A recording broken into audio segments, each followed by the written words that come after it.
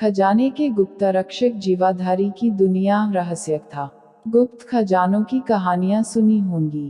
कहते हैं ऐसे खजानों की रक्षा भूत प्रेत करते हैं। ये भूत प्रेत आखिर खजाने की रखवाली करते क्यों हैं? इन्हें तैनात कौन करता है? जीवाधारी के लोक की रोमांचक कथा। खजानों के गुप्त रक्षकों की कथाएं हमने अनगिनत बार सुनी होगी। जहां भी कोई खजाना रखा जाता है उसकी रक्षा के लिए भूत प्रेत तैनात रहते हैं, या फिर ऐसे रक्षक जो शक्तियों और सामर्थ्य में इंसान से बहुत ज्यादा ताकतवर हो जाते हैं। इन्हें जीवाधारी कहा जाता है। ये खजाने के स्वामी के बड़े विश्वस्त होते हैं।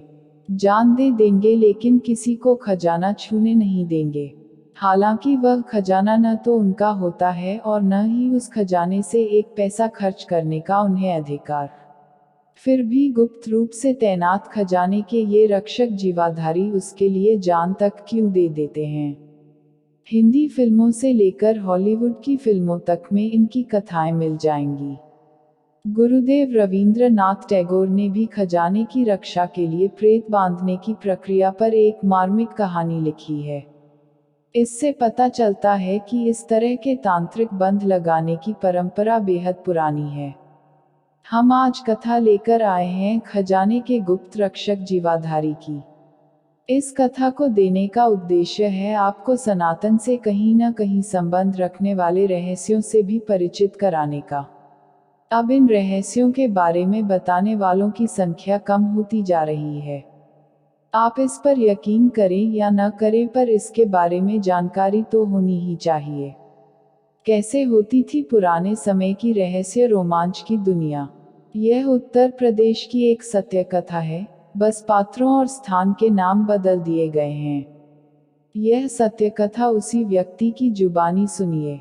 खजाने के रक्षक की कथा का साक्षी ही इसे अच्छे से सुना सकता है। खजानों के रक्षक। यह घटना उत्तर प्रदेश के सुल्तानपुर जिले की है। मेरी नानी जी की उम्र 15-16 साल की रही होगी। तब वह सुल्तानपुर के गांव में रहती थी। उस समय में अक्सर बंजारे और नट अपनी टोलियां बनाकर घूमा करते थे।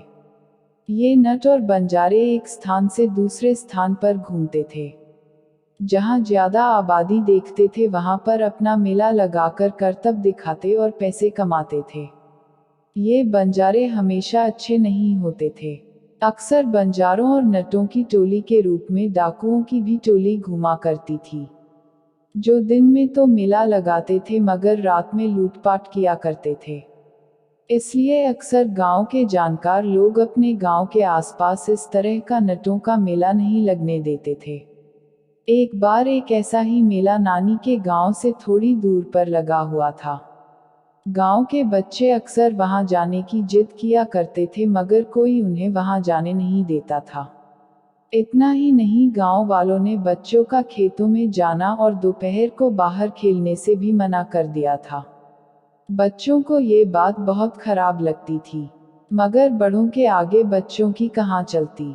इसलिए बच्चे न चाहते हुए भी सिर्फ तभी तक घर के बाहर खेलते थे जब तक कोई न कोई बड़ा उनके साथ रहता था। नानी ये सब रोज देखती थी। ऐसा सिलसिला करीब 1 महीने तक चला जब तक वहां वो नटों का मेला लगा हुआ था। नानी को ये बात खटकती कि नटों का टोला हो या डाकुओं का, आखिर बच्चों पर ये बंदिश क्यों? खैर, इस बात का जवाब बच्चों को सिर्फ यही मिलता था कि ये नट उन्हें पकड़ ले जाएंगे। करीब 1 महीने तक बच्चों पर बंदिश और बड़ों पर डर का साया रहा।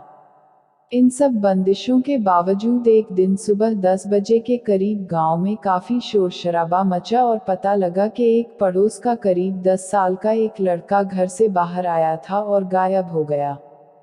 पूरे गांव में उसे ढूंढा गया मगर कहीं उसका पता नहीं चला।